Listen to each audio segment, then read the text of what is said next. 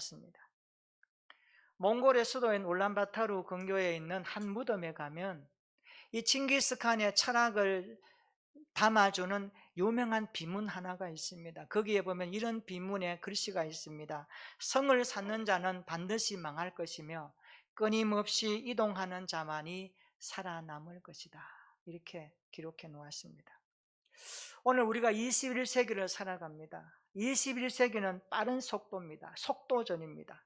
인터넷이 우리의 생활에 깊숙이 들어오면서 클릭 한번 하면 지구 반대편에 있는 온 지구촌의 소식을 한꺼번에 볼 수 있고 체크할 수 있습니다. 지금 우리는 너무나 빠른 시대를 살고 있습니다. 이처럼 빠른 시대에 우리가 살아가는 삶의 방향과 목표가 정확하게 설정되어 있어야 합니다. 특별히 우리 그리스도인들에게는 분명한 신앙의 방향과 표대와 목표가 있어야 합니다. 그래서 성경은 향방 없이 나가지 말라, 방향을 정해서 나가라, 그렇게 말씀합니다. 저는 우리에게 모든 성도들이 우리 신앙의 분명한 표대가 예수 그리스도가 되시기를 바랍니다. 우리의 신앙의 모델이 예수님이 되시기를 축복합니다. 나의 신앙의 모델 예수님으로 삼고 예수님을 표대로 하여 어려운 시대이지만 올바른 방향을 정하여 우리의 종착역인 하나님의 나라 천국까지 잘 완주할 수 있는 저와 여러분들의 신앙이 되시기를 축원합니다. 그래서 예수님을 따르고 예수님을 믿고 예수님을 섬기는 일에 거추장스러운 것들을 다 없애버리고 아주 단순화하여 믿음의 주 온전케 하시는 주님을 바라보면서 하루하루 살아가는 우리의 일상이 되시기를 예수님의 이름으로 축원합니다. 성경은 우리가 주님을 따를 때에 단순화하라라고 거듭해서 강조합니다. 히브리서 12장 1절에 보면 이렇게 말씀합니다. 이러므로 우리에게 구름같이 둘러싼 허다한 증인들이 있으니 모든 무거운 것과 얽매이기 쉬운 죄를 벗어버리고 인내로서 우리 앞에 당한 경주를 하라, 그렇게 말씀합니다. 우리가 치렁치렁한 모습을 하고 주님을 따를 수는 없습니다. 무거운 것과 얽매이기 쉬운 것을 벗어버려야 합니다. 오늘 예배가 나와 주님 사이에 치렁치렁한 것, 걸림돌이 되는 것을 다 벗어버리고 단순하게 주님을 집중하여 주님께 목표를 두고 주님을 모델로 하여 다시 한번 하나님 앞에 올바르게 나아가는 우리의 시간이 되시기를 축원합니다. 우리가 로마서를 읽어보면 오직 의인은 믿음으로 말미암아 살리라 라는 주제로 바울이 성경을 우리에게 기록해 줍니다. 특별히 로마서 9장에 보면 1절에서 5절까지 보면 바울은 자기 동족에 대한 슬픔을 표현합니다. 왜 그럴까요? 그들이 의를 구하는 데 있어서 율법의 행함으로 성취하려고 하니까 그것을 안타깝게 여깁니다. 그리고 6절로 13절에 보면 진정한 약속의 자녀가 누구인가를 말씀합니다. 진정한 약속의 자녀는 이삭으로부터 난 자라야 진정한 하나님의 자녀가 된다라고 가르칩니다. 14절로 18절에 보면 하나님의 주권적 선택에 대해서 강조하면서, 그리고 19절로 29절에 보면 하나님의 선택에 대한 정당성을 설파하기 시작합니다. 그리고 오늘 본문에 보면 30절로 33절에 와서는 바로 율법을 행함으로 의에 이르겠다고 했던 이스라엘에 대해서 질타하면서 오늘 우리 그리스도인들에게 바른 믿음이 무엇이고 주님이 보시는 참된 믿음의 내용이 무엇인가를 가르쳐주고 있기도 합니다. 당시 로마 교회 안에는 이방인 성도가 증가하고 있었습니다. 그렇다 보니까 바울은 이렇게 시작합니다. 그런즉 우리가 무슨 말 하리요? 바울은 유대인과 이방인들에게 분명하게 있는 사실 두 가지를 말해주고 싶었던 겁니다. 그것이 무엇일까요? 첫째는요, 율법에서 요구하는 의와 거리가 아주 멀었던 이방인들이 믿음으로 의롭다함을 받았다라는 사실입니다. 또 두 번째는요, 율법의 의를 준수함으로 의로움을 얻고자 했던 유대인은 오히려 의를 얻지 못했다라고 말씀하고 있습니다. 우리 30절 한번 읽어볼까요? 30절 시작. 그런즉 우리가 무슨 말을 하리요? 의를 따르지 아니한 이방인들이 의를 얻었으니 곧 믿음에서 난 의요. 아멘. 31절도 읽어봅니다. 시작. 의의 법을 따라간 이스라엘은 율법에 이르지 못하였으니. 아멘. 이방인들은 의를 얻었고 유대인들은 의를 얻지 못했습니다. 그 추구하는 방식이 달랐기 때문입니다. 율법을 추구했던 유대인들은 의를 이루지 못했지만 믿음의 주 예수님을 따라갔던 이방인들은 의를 얻게 되었다라고 바울은 가르쳐주는 내용입니다. 그렇습니다. 율법을 행한다고 의에 이르는 것이 아닙니다. 그래서 로마서 3장 20절에 보면 이런 말씀이 있습니다. 그러므로 율법의 행위로 그의 앞에 의롭다 하심을 얻을 육체가 없나니. 따라서 합시다. 율법으로는 죄를 깨달음이니라. 하나님 우리에게 율법을 주신 이유가 뭘까요? 그것은 죄를 깨닫게 하시기 위해서. 율법 앞에 서면 우리는 율법의 요구 조건을 다 이룰 수 없습니다. 99가지를 다 이루었다 하더라도 한 가지를 못 이루면 율법을 어기는 거예요. 우리가 하나님 앞에 설 때에 율법으로 말미암아 어렵게 되는 것이 결코 아닙니다. 율법은 우리를 예수 그리스도께로 인도합니다. 그래서 갈라디아서 3장 24절에 율법의 역할을 바울은 초등교사와 같은 역할이다 이렇게 말씀합니다. 갈라디아서 3장 24절 한번 읽어볼까요? 시작. 이같이 율법이 우리를 그리스도께로 인도하는 초등교사가 되어 우리로 하여금 믿음으로 말미암아 의롭다 함을 얻게 하려 함이라. 아멘. 이게 무슨 말씀일까요? 초등교사, 그러니까 우리나라 성경에 되어 있으니까 아마 초등학교 교사가 아니겠느냐 이렇게 이해하는데 그런 뜻이 아니고요.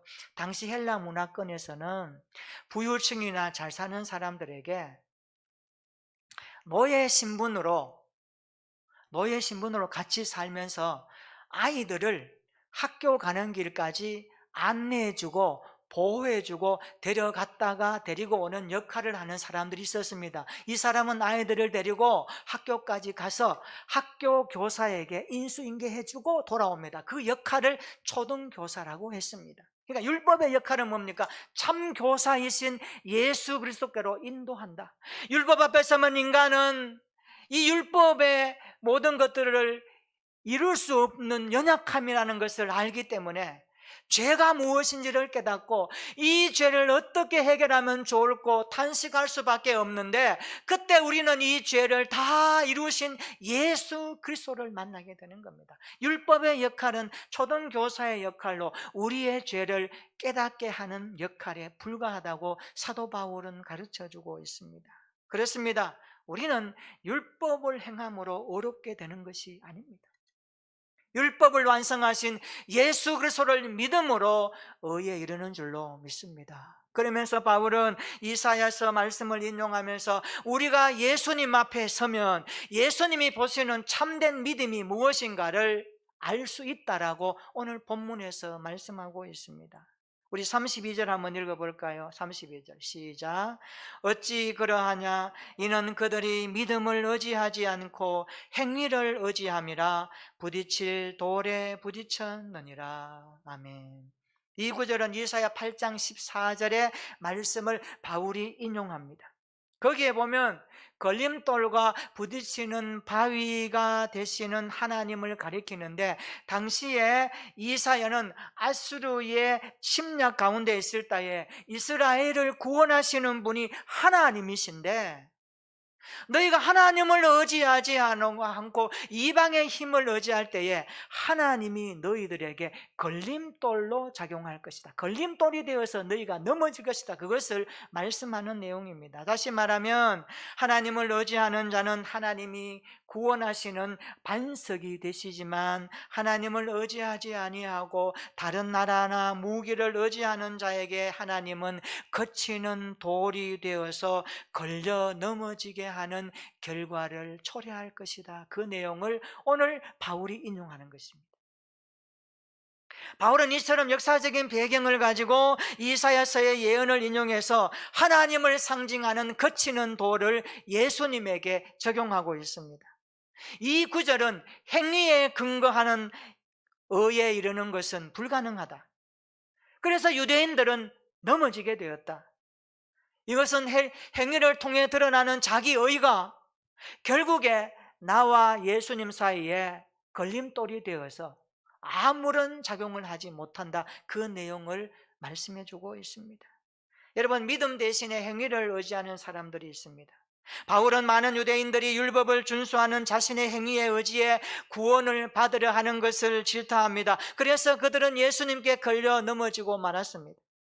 우리가 내 힘으로 인정받으려고 할 때에 복음과 부딪힌다는 것을 아셔야 합니다. 하나님을 의지하지 아니하고 자신의 능력과 행위의 율법을 의지하여 살아가는 신앙생활은 성경적인 바른 믿음이 아닙니다. 우리는 하나님 앞에서 분명한 우리의 믿음이 무엇인가를 체크하면서 살아야 합니다.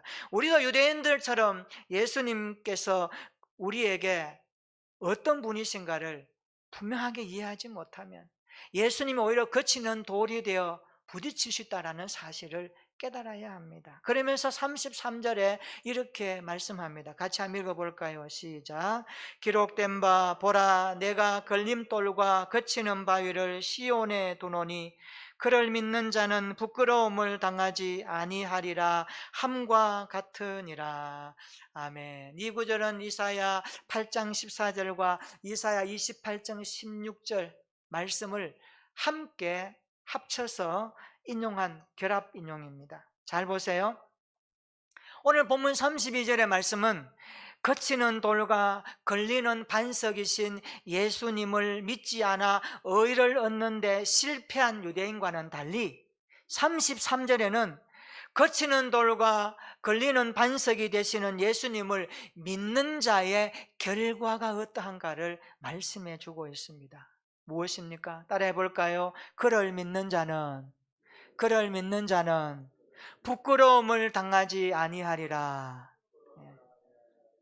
우리의 믿음이 이런 믿음이 되기를 축원합니다.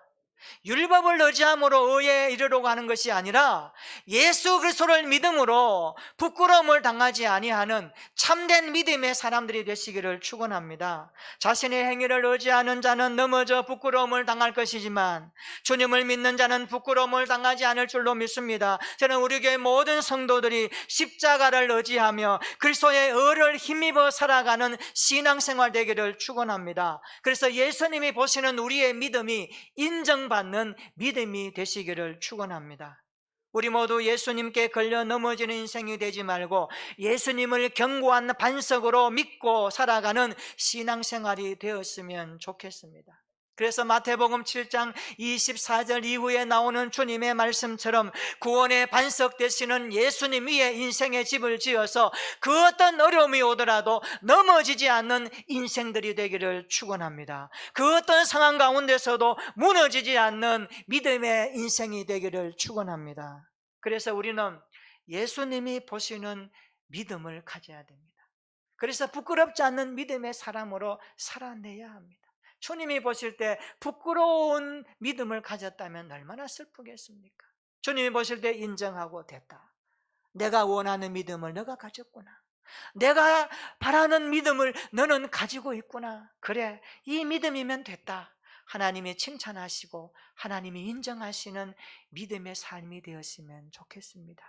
그렇다면 예수님이 보시는 우리의 믿음이 부끄러움을 당하지 않으려면 어떻게 해야 할까요?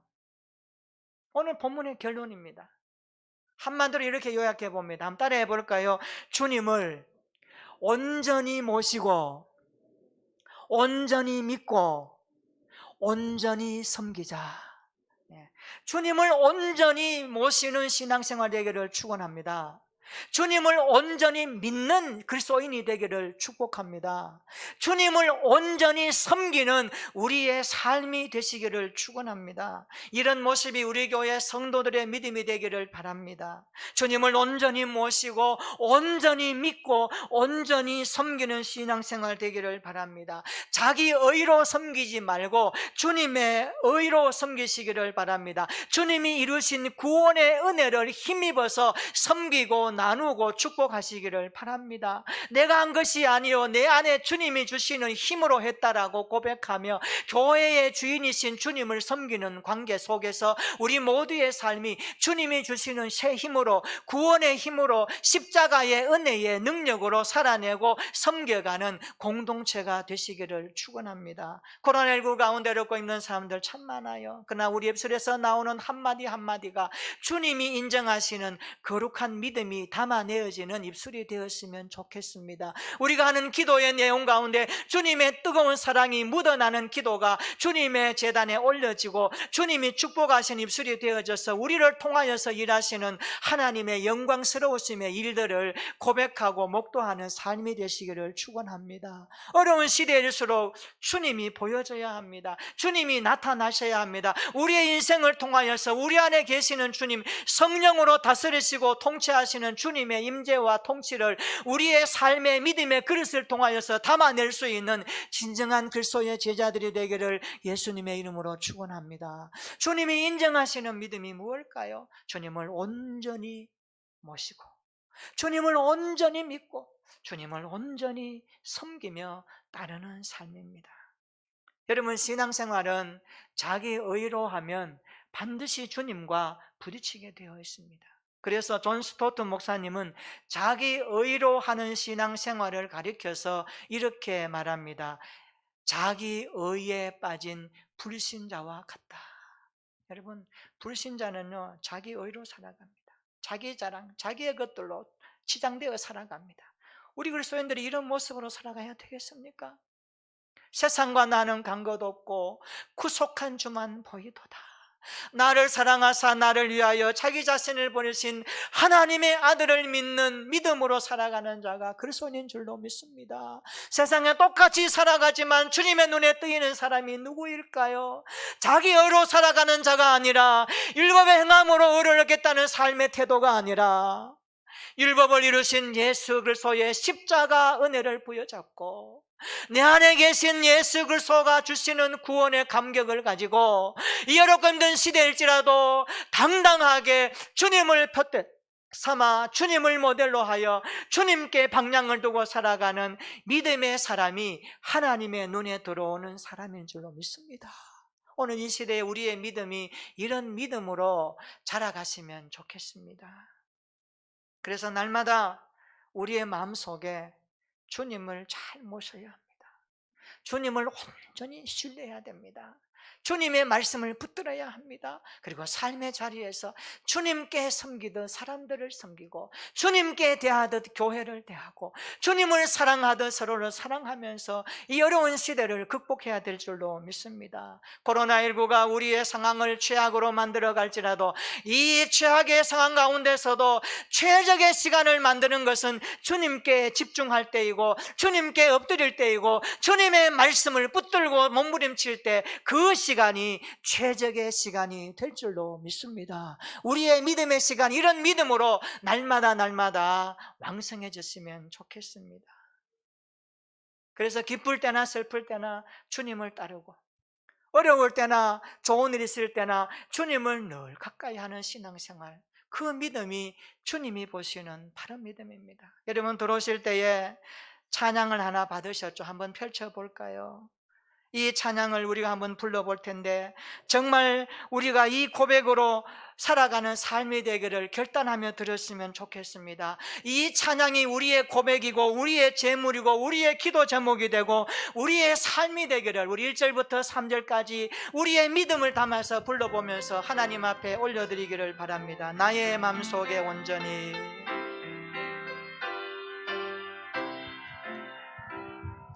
나의 마음속에 온전히 주님만 모셔놓고 나의 정성을 다하여 주를 섬기리. 기쁘나 슬프나 오직 한맘 주 위에 한평생 주만 모시고 찬송하며 살리라. 주는 나의 큰 능력, 주는 나의 큰 소망, 내가 항상 영원히 주님만을 섬기리. 나 항상 나와 함께, 항상 나와 함께 계셔서 떠나지 마옵소서. 주를 섬기는 내 정성 받으옵소서.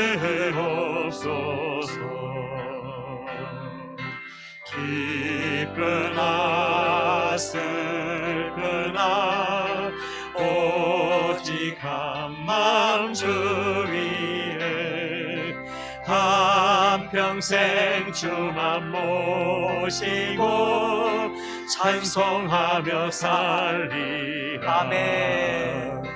주는 나의 큰 능력, 주는 나의 큰 소망, 내가 항상 영원히 주님만을 섬기리. 주만 섬기고 사는 것 더 없는 기쁨이요. 아멘.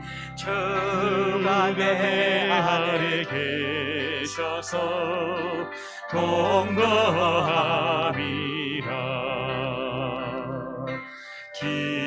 기쁘나 슬프나 오직 한맘 주 위에 한평생 주만 모시고 찬송하며 살리라. 주는 나의 큰 능력, 주는 나의 큰 소망, 내가 항상 영원히 주님만 주는 나의 큰 능력이십니다. 주는 나의 큰 능력, 주는 나의 큰 소망, 내가 항상 영원히 주님만 한 번 더 주는 나의 능력이심을 고백합시다. 주는 나의 큰 능력, 주는 나의 큰 능력, 주는 나의 큰 소망, 내가 항상 영원히 주님만을 섬기리. 할렐루야. 이번 한 주간 이 찬양을 좀 많이 부르십시다. 나는 정말 주님 앞에 어떤 믿음을 가지고 사는가? 기쁠 때나 슬플 때나 오직 한 마음으로 주님으로 만족하는가?